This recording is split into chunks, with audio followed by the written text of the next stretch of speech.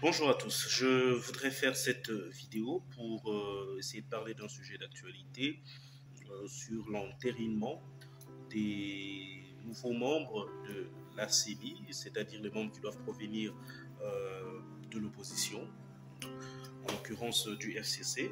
Et tout de suite, nous avons remarqué qu'il y a 3 listes du FCC qui ont été déposées à l'Assemblée nationale.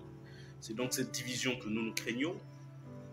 Lorsque nous étions au FCC, nous demandions qu'il y ait des réformes au sein même du FCC pour essayer de redonner au FCC la capacité de regagner les cœurs des Congolais, mais aussi d'avoir un visage qui incarne son combat et qui est son champion pour les futures échéances électorales. Mais malheureusement, nous n'avons pas été entendus parce que tout simplement, dans ceux qui tiennent les rênes du FCC aujourd'hui, malheureusement, la critique ou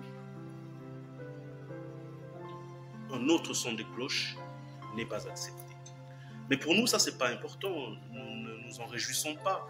Mais nous pensons plutôt que ce qui est important, c'est qu'aujourd'hui, à l'Assemblée nationale, que nous puissions nous surpasser pour pouvoir finalement aborder les élections. Parce que c'est cela que le peuple congolais attend en 2023, mais aussi accentuer, discuter sur les conditions de la surveillance citoyenne pour permettre à ce que tout ce qui a été fait comme critique pour les élections de 2018, sur les élections de 2018, ne puisse pas être répété.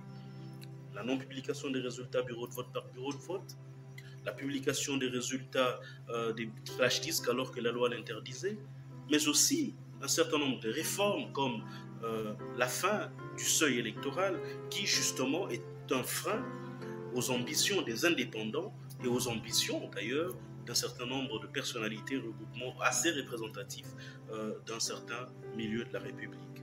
Donc pour nous, il faut regarder vers l'avant, faire en sorte que les réformes que nous allons faire autour de la loi électorale permettent des conditions de confiance autour de l'actuelle équipe de la CENI, autour de son président Denis Kadima.